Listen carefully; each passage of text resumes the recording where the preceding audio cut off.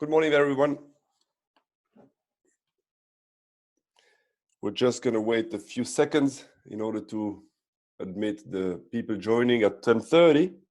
Thank you for joining.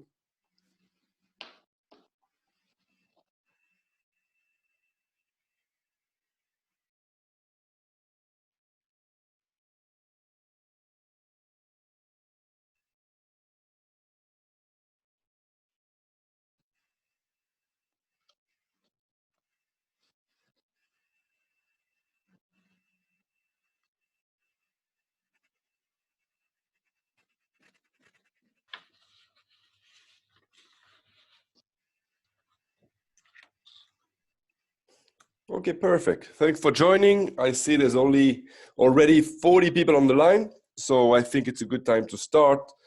Thank you for joining. Thank you for joining on time.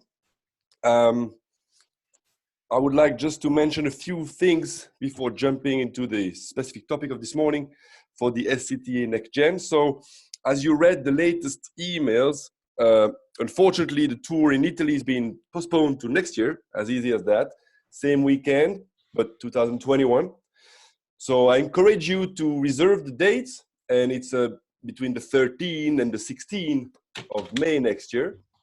That will be a great opportunity to meet, to go to beautiful places. As a reminder, we would go to Lavazza in Torino, to Starbucks Reserve Roastery in Milano, and to La Marzocco in Florence. So that's next year, unfortunately postponed.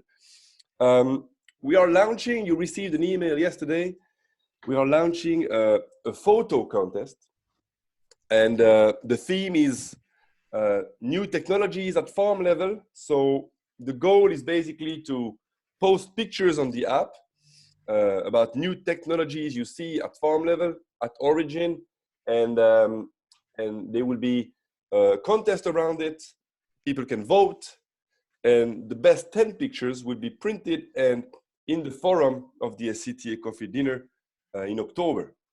So you remember last year there were these pictures around. Well, this year it's going to be our pictures about new technologies at farm level. These pictures will be for sale for anybody, and the money will come to fill the SCTA Next Gen Sustainability Fund, with which we're going to invest at origin in specific areas we would like to. I would like to encourage you to ask questions during the webinar through the app. So for those who have the app, you can go there, go to more on the right, and then Q&A.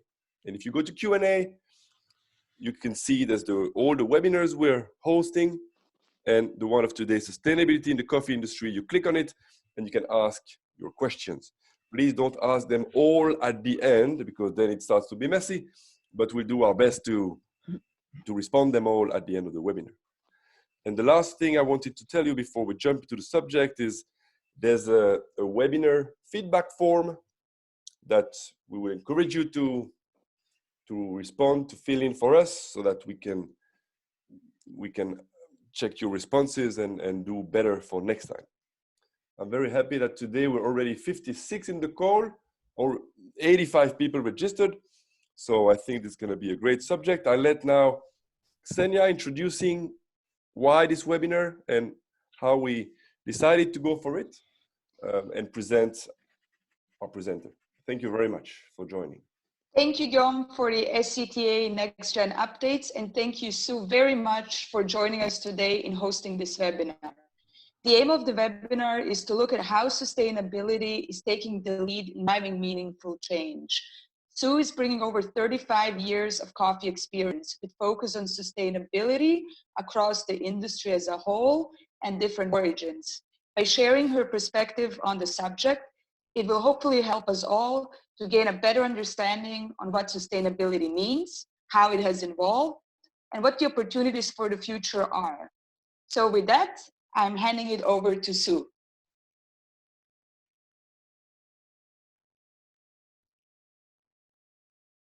Sue?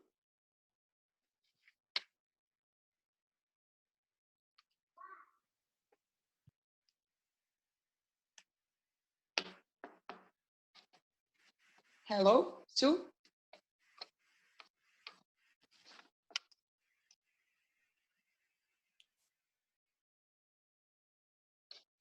Hello, Sue, can you hear us?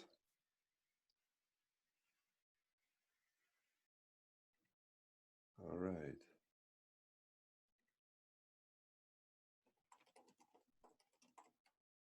Hold on a second, bear with us, please. She will probably rejoin again. Yes, I think her Wi-Fi disconnected her. All right.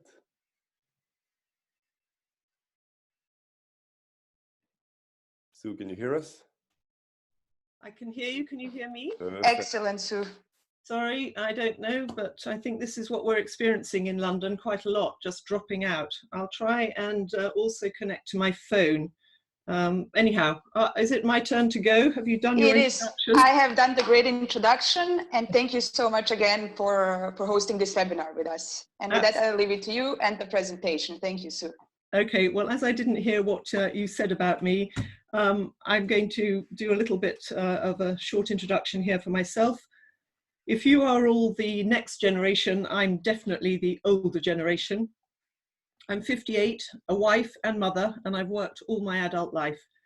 I spent 15 years at Cargill in the coffee trading team, and prior to leaving in, I think, 1998, I was managing the East African trading book.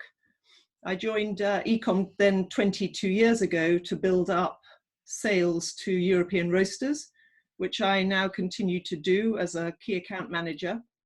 And in 2003, when ECOM wanted to put a name to the work we were already doing with farmers, I became Director of Sustainable Business Programs, really to maintain the commercial reality to the sustainable work that we do in the field. So it's my pleasure to give you my perspective on how sustainability is taking the lead in driving meaningful change. But before I address how, I want to address why we need meaningful change. And first, I'm therefore going to give you a bit of a background on the sustainable movement. So at the end of the last century, there was pressure on the industry to act. The first phase of organized fair trade was initiated when alternative trade organizations like the Dutch Fair Trade Organization and England's Oxfam started to trade directly with disadvantaged producers. This in turn led to the launch of the Max Havelaar label in Holland, inviting mainstream importers, roasters, and indeed retailers to participate in small f fair trade. In 1995, the Rainforest Alliance was conceived and the early standards were developed. By the beginning of this century, when New York was below 75 cents and brands were looking for ways to invest and protect their supply chain, we saw an increase in the number of certification programs. First was Oots, then the Nespresso AAA program, followed by Starbucks' Cafe Practices program, and in 2007, 4C, the common code for the coffee community, as more brands felt the need to make public their sustainability commitments. This in turn presented marketing opportunities, and the demand for certified coffees became mainstream. So by 2015, the market was confused by this plethora of labels, and brands started to redefine the sustainability, moving from compliance-driven to where they could actually find the most value from these programs. And 20 years on, we are still grappling with the same issues of how we can sustain the poorer farmers and maintain them in our supply chains. And as we all identify what sustainability means to us today, securing a traceable supply has come to the top of agendas. As we work closer with farmers in the field, it's become clear that there are significant systemic issues that need addressing in the coffee supply chain. Things like aging farmer population, compliance to local laws on child labor, water treatment, pesticides and so on. And I think these last 5 years have seen growing support for non-competitive sector collaboration between the public and the private sector, such as the Global Coffee Challenge, the Global Coffee Platform, the Sustainable Coffee Challenge, Coffee and Climate, and so on, to bring about sector-wide change to these sustainability challenges and to help implement some of these sustainability development goals. So that was the background. Now the commercial reality and why sustainable investment is needed. This chart runs from 2000 to 2030. It's a little bit out of date from last week's run-up. But if you look at production, the green line, you'll note that 15 years ago, production cycles were much more pronounced than they are today. Vietnam was barely producing, and the on-off cycle of Brazil and other origins was much more in sync than it is today. Today, Vietnam and Brazil have alternative on-off cycles, which gives the impression of this much less obvious crop cycle and a slightly flatter production. 15 years ago, the 2-year production average was around 125 million bags a year. Demand was around 123 million bags, and New York was 90 cents. Since then, we've seen year-on-year growth of about 2.4% in demand, expressed by the red line here. Today, we have a demand for 169 million bags and a small supply deficit of around 1 million bags. But amazingly, production, albeit from a handful of origins, is keeping up with consumption. I think this growth in production is remarkable, not only given the low level of markets over the past years, but also due to the fact that growth rates for consumption seem to be accelerating. I look back at the 10-year average and the increase was 2.3%, but the last 5-year increase was 2.6%, and growth of consumption over the last 2 years has been just under 3%.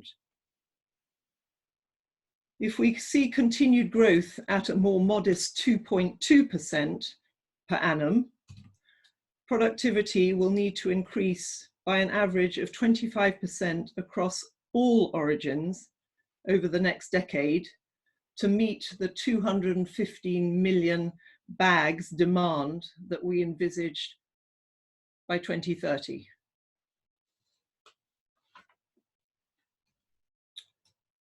Now, in this chart, I've averaged the 2000 and the 2001 crops, which you can see in blue, and the 2017 and 2018 production in red. And I average them together to account for the crop cycles that we saw at the beginning of the century. What these past 20 years have made us is agronomy experts. We've gained valuable insights in how to produce higher and quicker yielding, disease-resistant varieties. And this chart highlights the growth in productivity of the top producing origins over these 17 years. These 5 countries have been the most efficient in implementing new technologies and farming methods. If you look at Brazil, they've had the advantage of being a low-grown crop, which has massively benefited from mechanization. They've hugely enhanced productivity. Today, I think there's an instance of conilon trees yielding 106 bags per hectare, where the norm was around 50 bags per hectare. And it has available land for coffee expansion. Brazil has therefore increased the most by volume, but actually hasn't stolen any market share, and it maintains about 30 to 35% global share of exports. Vietnam, since the US lifted its embargo in 1994, Vietnam found a new market in the US, and together with Indonesia, replaced West Africa by being a more efficient producer of Robusta and has maintained its position as being the main source of Robusta coffee today. Colombia and Honduras have both undertaken massive renovation programs over this period, replacing aging trees and replanting with disease-resistant varietals. And as we can see, all have been extremely efficient in expanding their production. These countries who have afforded the investment now account for 75% of global production. However, the tragedy is that the total production for all other origins is less today than 20 years ago. It is down 8%. Investments in Brazil, Vietnam, Colombia, Indonesia, and Honduras seem likely to meet short-term demand growth, but it is very unlikely that the other origins will have any growth. And assuming unchanged blends and continued consumption at this 2.4 average that we've seen over the last 4 years, productivity from these 5 or 6 origins will need to increase by 35% to meet the 2030 demand, when at a time we are hearing from Conservation International in a study they did titled Coffee in the 21st Century, that rates of growth in yield are reduced by 50% per decade after 2020 for both Brazil and Vietnam. And global productivity stagnates between 2030 and 2040, and then it falls 1% per year up to 2050. So climate is adding to the problems that we have in maintaining and trying to meet this demand need that we will see for the future. Sustainable interventions and certifications with its associated benefits and premiums are therefore essential to enable the investments needed by producers to meet this future demand.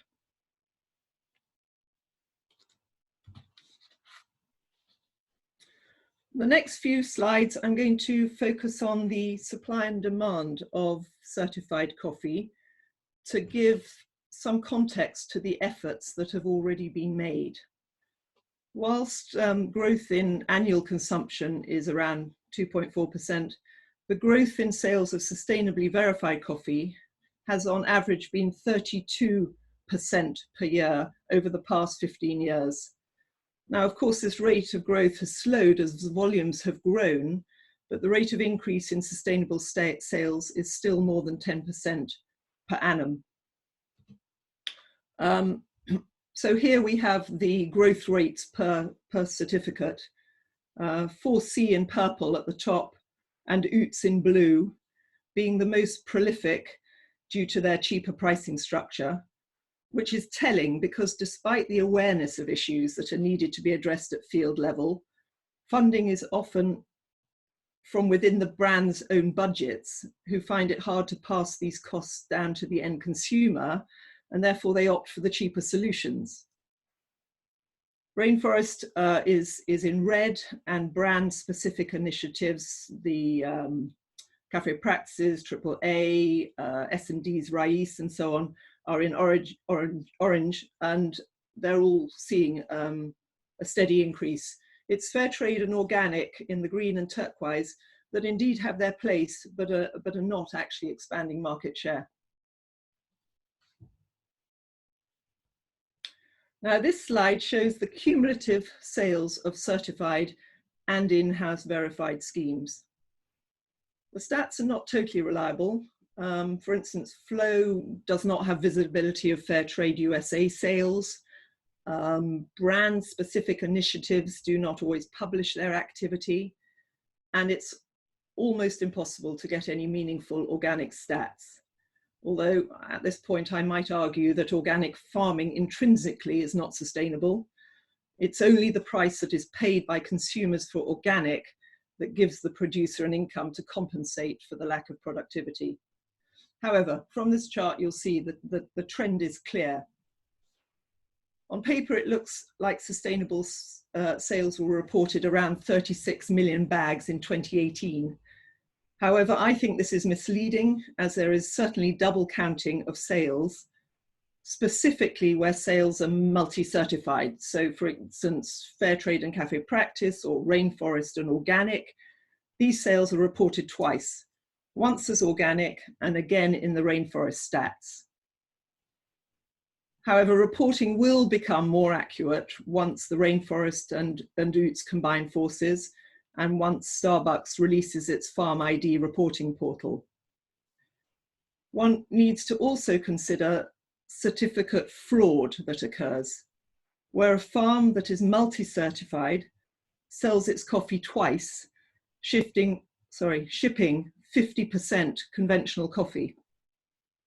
The extent of that's unknown, but in Peru, where Fair Trade and Fair Trade organic exports account for, I think it's 25% of global Fair Trade sales, suspension for non-compliance by flow are common. Today, and I had hoped that this wouldn't be the case, but as of today, Rainforest, Oots and Fair Trade have not yet made their 2019 stats available. But anticipating that ECOM's market share will remain relatively unchanged, I would expect that we will see increases for 2019 of Oots sales by 15% and Rainforest sales by 15 to 20%, but a continuing decline in the more expensive Fair Trade sales. 4C actually yesterday did announce its sales stats and they showed an increase of 11%. So total sales for 2019 will show around just below 40 million. In this slide, I'm only considering the main certification schemes who make their sales by origin stats available. So there's no third-party bespoke in this stat. And I'm comparing this to the earlier production slide, and you'll note that certified sales pretty much mirror the global blend structure. But as cost is a consideration, the largest volume traded is 4C from Vietnam, as indicated in purple. It's interesting to note, however, that there is very little or no 4C in Colombia and Peru. Producers in these origins see much better opportunities by investing in other certificates. Honduras, on the other hand, was one of the first origins to embrace certification, and recognition goes to the Dow Egbert Foundation, who helped us to roll out Oots here in the early 2000s. Producers were inspired by the financial benefits of engaging in such a program and changed the way they farmed, which increased productivity in many cases by 25% and reduced their costs by 21% with the farmer groups that we worked with. Certification premiums, interestingly, were not actually the motivator. And indeed today, in many instances, the cost of compliance of a standard plus the cost of the re-audit are not compensated for in the premium. This certainly is the case today in Honduras with rainforest certification, which is why you see small percentage of Honduras certified coffee as rainforest. What a low world price creates is increased market share for those who can make sustainable investments the cheapest, but it actually marginalizes those who cannot afford the investment costs. The consequence, as we have been discussing for several years now, is a reduced blend structure, benefiting the few. Certification by default supports only these most efficient producers. So it's no coincidence that 50% of certified sales are from Brazil and Vietnam. I want to reiterate my thoughts on double counting that I mentioned a couple of slides ago. If a producer has met criteria of one scheme, it's likely to be audited against more than one certificate. However, in the report stats, each standard claims that volume, resulting in over-reporting of production. Oots asks in their audit farmers to reveal which other certificates they're certified with. And if you look at the black column, in 2018, 42% of all OOTS certified production, which is reported at over 18 million bags, was also certified with another scheme.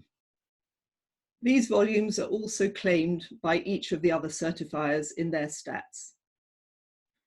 In the other columns, you see there is a 28% overlap with rainforest, a 10% with fair trade, 17% with organic, and 20% with 4C.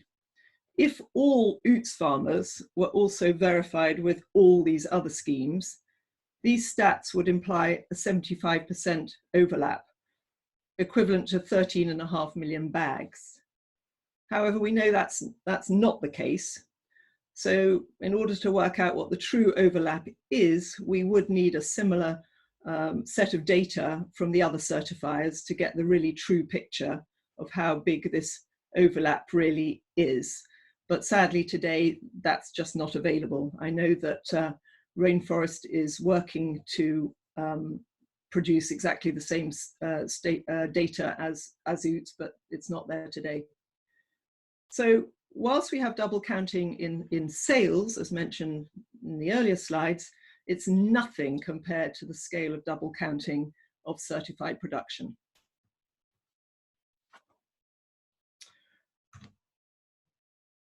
So if we look at this chart, this red represents conventional demand, global demand, and the green is the sustainable part of that global demand. Global reported gross certified sales, so that's without taking the double counting out, as mentioned earlier, are just below 40 million bags. But knowing what I know, I've made an educated estimate of the amount of double counting of certified sales, which reduces actual sales by 15 to 20%, or 7 million bags, giving me an estimate of about 33 million bags net certified sales for 2019, as shown by that green bar, out of a total demand of 160 million bags.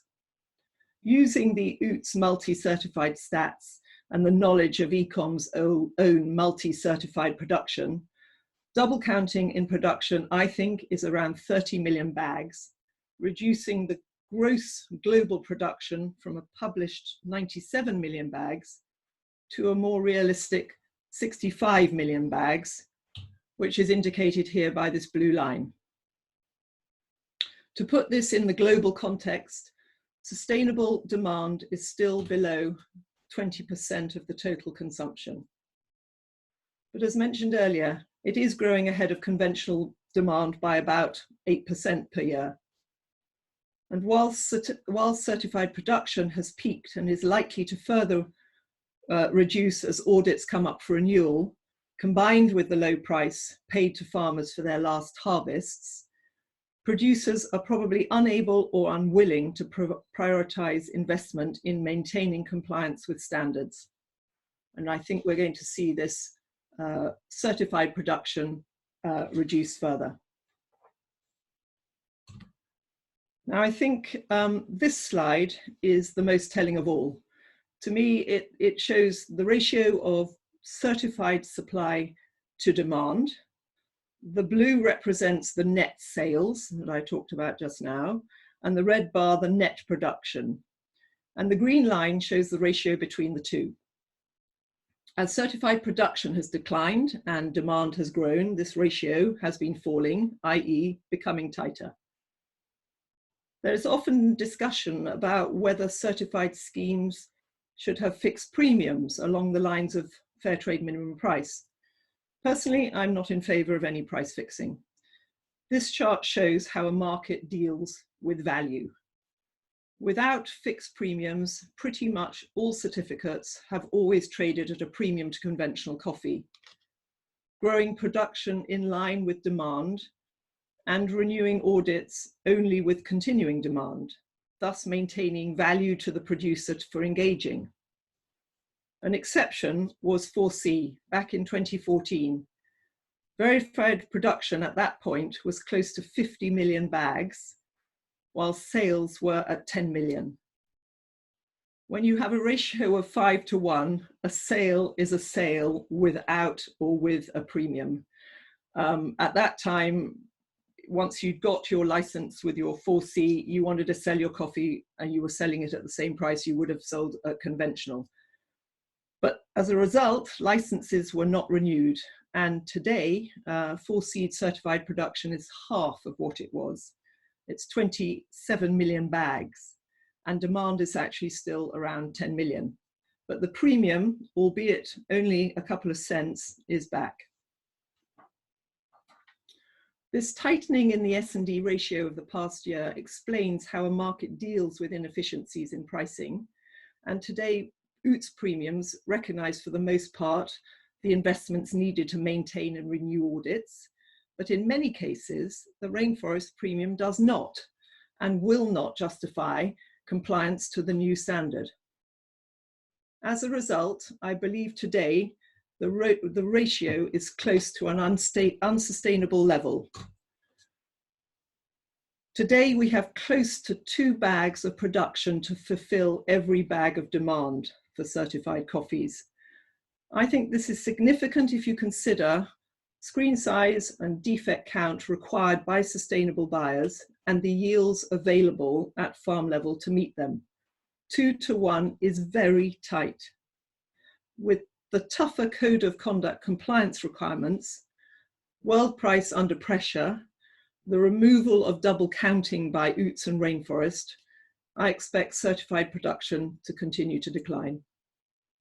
And I maintain the view that this tightening in supply and demand ratios will be reflected in increased certification premiums in many origins, unless and until world price and or certified premiums rise to a level to stimulate increased verifications.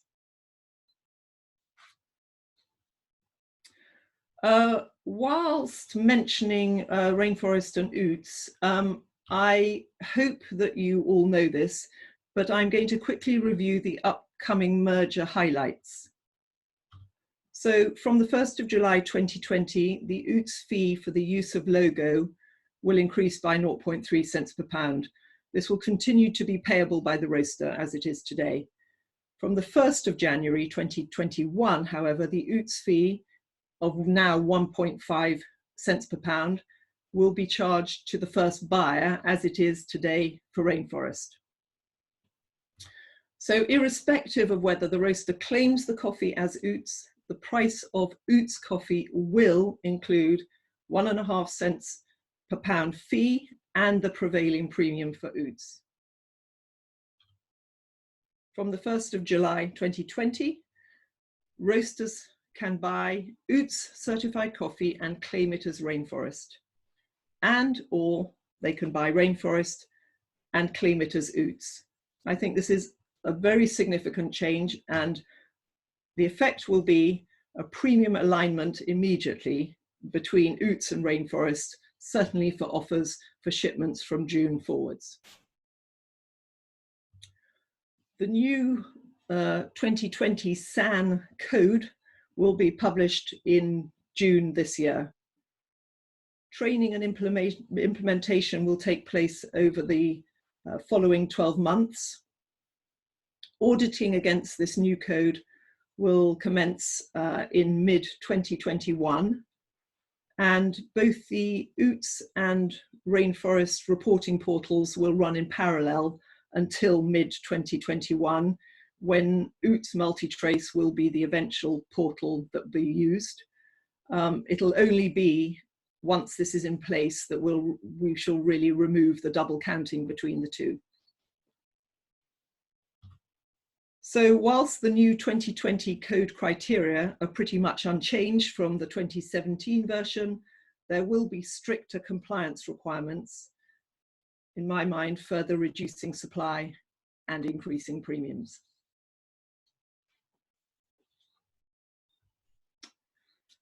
So that explains the current difficulties with sustainable supply chains, i.e. it rewards producers already organized, it leaves further behind those less organized, and it costs money to fix. Whilst certification and well-intended projects have their place, today new technologies help identify interventions which really support the farmers and provide knowledge of what is wrong in the supply chain rather than just claiming what is right. Pictures of farms and creative marketing today just aren't enough. Today's savvy shopper expects data to back up brand and product marketing. And it is this customer expectation that will keep the momentum of sustainable solutions that tackle systemic issues prevalent in each origin. With an ever more aware and critical consumer, we can expect to see increased commitments for responsibly sourced coffee. I think third-party audits will be required to substantiate claims made by these responsible sourcing programs. We'll see continued pressure from food safety legislation for more visibility and monitoring, e.g. recent concerns about glyphosate levels in organic shipments. And we're going to have greater greater scrutiny of compliance outside these NGO annual audits. As we've seen from last month's dispatches programme in the UK, even the most stringent compliance criteria cannot prevent brands from coming under attack. An NGO audit certificate is no longer a place to hide, and brands are starting to think differently about their supply chain approach. Transparency is now required, backed with data-supported facts and real human stories. And research tells us that millennials are so much more aware of supply chain issues than their parents' generation, with an emphasis on social responsibility, natural ingredients, and environmental concerns.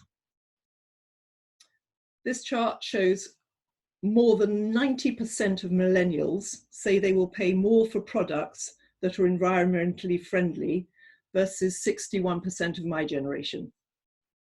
This means that our sustainability packages in the future will require tighter compliance and more rigorous efforts to reduce footprints.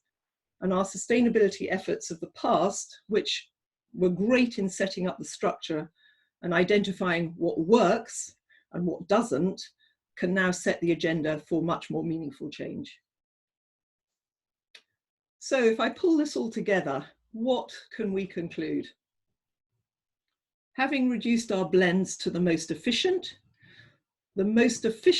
are going to have to find ways to repeat their success. The likely outcome is that relationship business and long-term supply agreements, such as those that already exist in Salvador and Costa Rica and even Uganda, will become much more commonplace. Certification is certainly relevant, but today's pricing will not satisfy the growing demand for certified coffees. If we ask more from our producers, we need to pay them more. Supply chain investment is essential in all origins. As you saw right at the beginning, we forecast a need for 45 million bag increase in production over this decade. As an increase is just not possible for some origins, we're likely to see further decline in the diversification of origins in roaster blends over this next decade. Training and investing in farms increases income, but as discussed, certification only benefits the more progressive. I believe that the real yield increase opportunity comes from the 100 million bags that are not yet under any sustainable program. We need to start looking beyond the low-hanging fruit.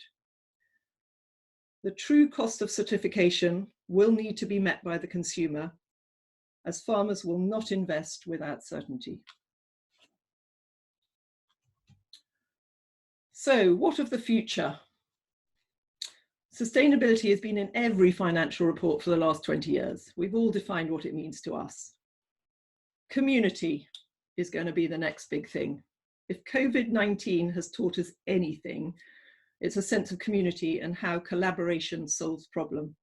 And the savvy consumer will push the supply chains to become more resilient and focused on community as well as being as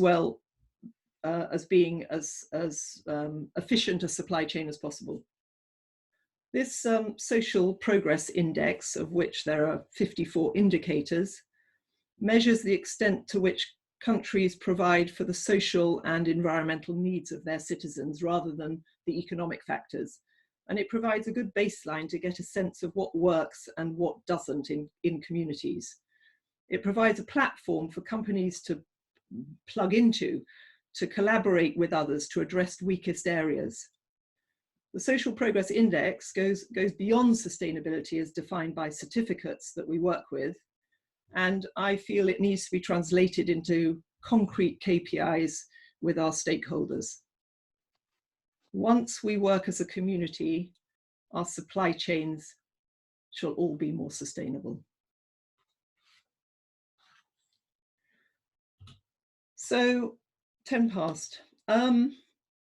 A message to leave you with. I think as I come to the end of this, I have a couple of thoughts to leave you with. I don't intend them to sound patronizing. I understood that I have an audience of the next generation. I think having been in the coffee industry for more than 40 years, I've learned some things, and I just wanted to share them with you.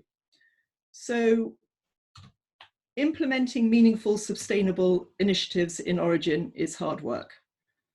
Farmers are in remote location, education is often poor, and compliance is difficult to police. But perfection is the enemy of the good. Progress involves taking risk and leaps of faith, and can be slow, so don't be put off investing in the process. But the difference between good and bad means lack of trust and doubt forever. Integrity in your professional and personal behavior is something you should not lose sight of. If you're ever asked to do something in your job that doesn't feel right, it probably isn't. So you have the confidence to just say no, and I bet you'll never be asked to do it again. We all want to enjoy the hours we spend in the office, if and when we ever get back there. So be helpful, kind, and tolerant. Your qualifications speak for themselves, but your future lies with getting on with others and positively standing out from the crowd. As I say, I've been in the business for nearly 40 years and have grown up with many of your bosses and their bosses. Treat each other as you would like to be treated. You never know who will be determining your future. Human leadership, such as putting people and customers first, treating profits as an outcome rather than the goal, have never been more needed than they are today. And with that, I thank you for listening and can now try and answer any questions that you might have on this topic.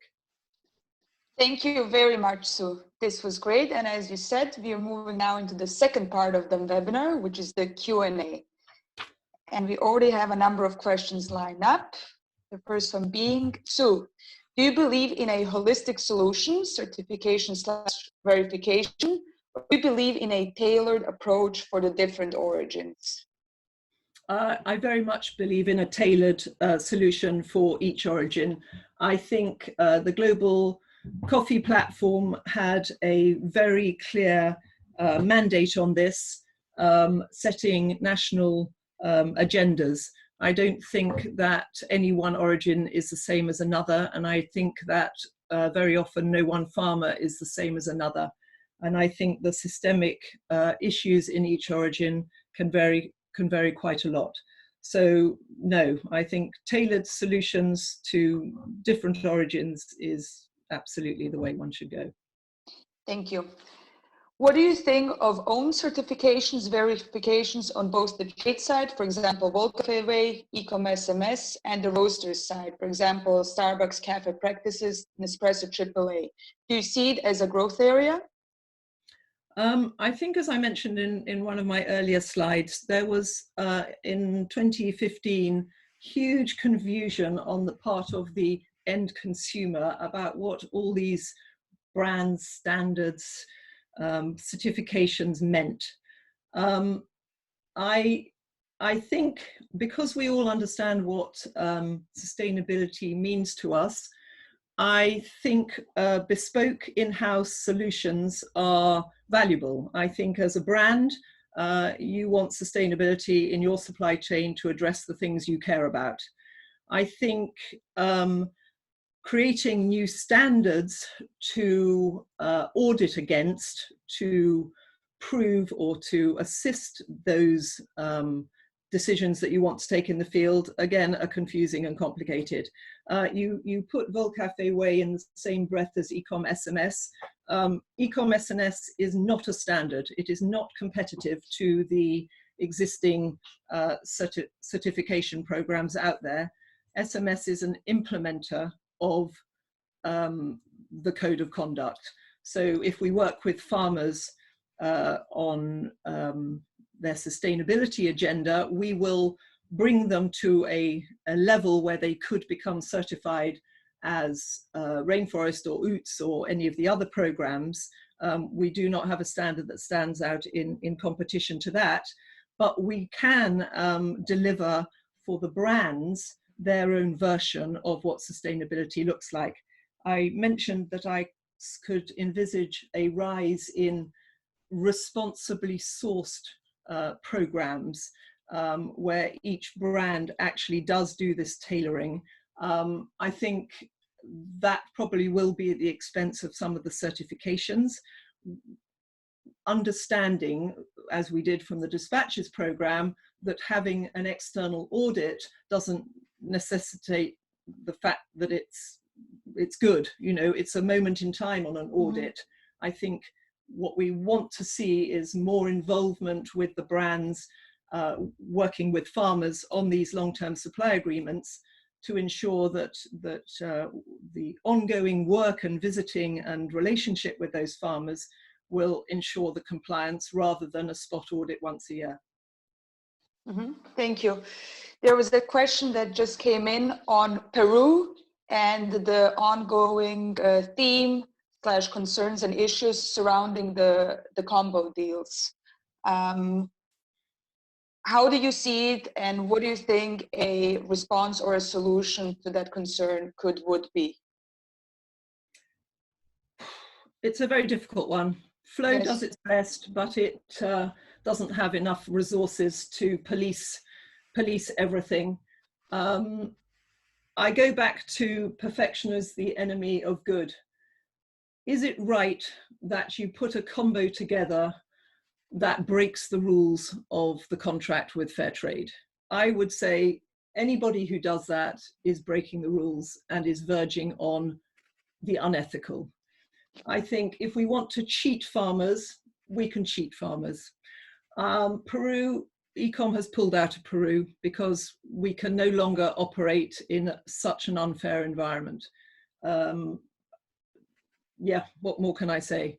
If you want to cheat, you can cheat. I think if you look at the fair trade rules, the minimum price compliance is already being squeezed to the maximum of what is tolerable by roasters paying the minimum price. Roasters should certainly pay the minimum price plus a premium that covers the exporter margin so that the exporter doesn't have to take that margin from the farmer in his costs back from FOB to farm gate.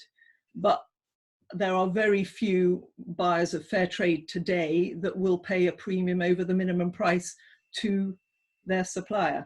So I can get quite cross on this subject, as you might be hearing. Yes. I think it's very difficult, but it does come down to that line of what is morally right and what is not.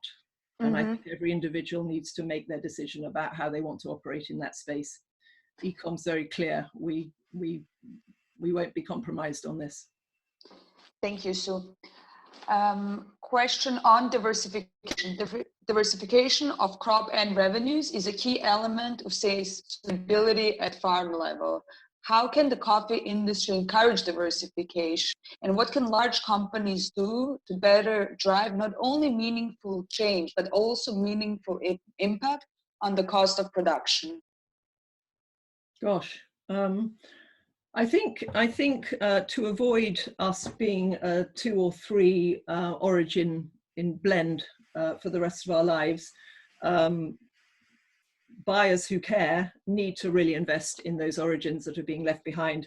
You know, if you can over 20 years reduce production by 8% in all those other origins, and then try and think that you can buy back land from property developers or from other crops to start growing your coffee, you know, it's a bit late in the day. I think there are roasters out there who have totally acknowledged this and who do continue to invest in declining origins. I think that the way to make the maximum impact is to work very closely with those producers that you want to continue to be supplying you over the years. I can't remember what the rest of the question was. No, that's okay. It was driving meaningful change and impact also as a function of cost of production. Yeah, well, you know, cost of production is a very interesting concept because, of course, the more you invest in your farm, the higher your cost of production is. If you take a Papua New Guinea farmer who literally has never pruned a tree in his life and wouldn't know what pesticides or fertilizer were, his cost of production is 0. He literally picks less and less coffee each year from his tree.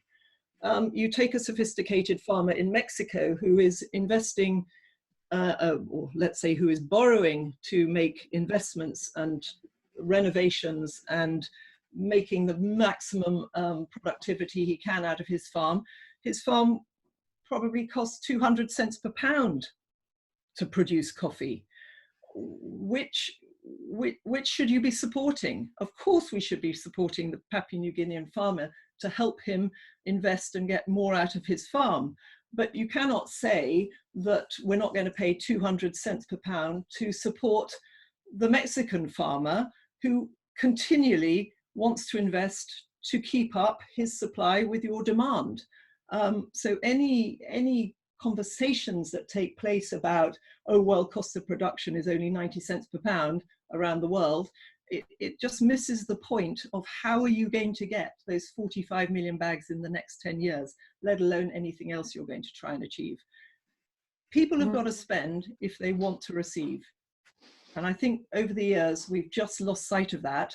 And we have let supply dwindle to these 5 to 7 origins that have been able to take this punishment of being paid less. And we, the consumer, will be paying the price in the next decade if we want more than Brazil and Vietnam in our supply chain. Thank you very much, Sue. And how do you see the coffee world in 2050? What is your vision? Yeah, I think you need to ask a roaster that. You know, I would say that the specialty movement was on a roll, but I am absolutely devastated by COVID-19 for the specialty sector. I think that will knock it back a decade. It'll be very different. It will be very different. 2050 is 20 years further forward than I've projected in this presentation, but it's a shed load more coffee if demand keeps up. I don't think demand can keep up because I don't think production by 2050 will have kept up with the demand. So the price will have gone so high that it will have rationed demand. And I think we will all look at coffee in a very different way than we do today. Mm-hmm. Thank you. And what do you expect in terms of organic coffee supply and demand going forward? Yeah, as I said, it's impossible to drag that data out of the system. Every destination has its own way of working with organic import data. I know the ICO are listening on this call, and they used to do a very comprehensive statistical report of all ICO members' organic exports. I hope they still do it, but I couldn't find it for this presentation. Organic is difficult, you know. As I say, I don't think it's sustainable. It's only sustainable if the price compensates for that lack of production created by the lack of use of any chemicals or enhanced farming techniques. Yeah, not my pet subject, I'm afraid. I think it depends very much on the demand from specific destinations as to whether organic has much of a future or not. Thank you very much, Sue. And as we're getting close to the end of the seminar, one final question. In the far future or near future, when you will retire and be sailing the world and will look back at your coffee career, which moment will you never forget? Oh my goodness me, I'm not sure you prepped me on that one. I think, no, many, but actually going back to my introduction of myself, as I say, I'm 58, so not quite so close to retiring as you might be suggesting. I'm a wife and a mother, and I have worked my whole adult life. Probably that is the thing I'm most proud of, that I have made that a success. It hasn't been easy, but it definitely hasn't been a disaster, and I probably wouldn't have wanted it any other way. Fantastic, Sue. Thank you so much. This was really, really great. And Guillaume, if you would like to give any final updates or comments. Thank you very much, Ksenia. I think you managed the questions very well. It's not always easy to receive all the questions and ask them online. So thanks for the ones who asked the questions, and I hope we've been able to cover them. We've been up to 73 in total on the call, so we are very glad that this subject attracted you and the speaker as well. If you have any question, don't hesitate to complete the feedback form. You have an email address. You can contact us if you have any propositions about events, webinar, visits, or workshops. We're very happy to listen to any suggestions. Otherwise, of course, we wish you all the best in these special times, and to stay home and try to stay healthy as much as you can. So thank you very much, everybody, for joining. Have a great day at work or at home, but for work. And we're looking forward to seeing you soon. Thank you very much, Sue, for hosting this webinar for us. And absolute pleasure. And we'll be in touch very soon. I wish you a great day. Take care.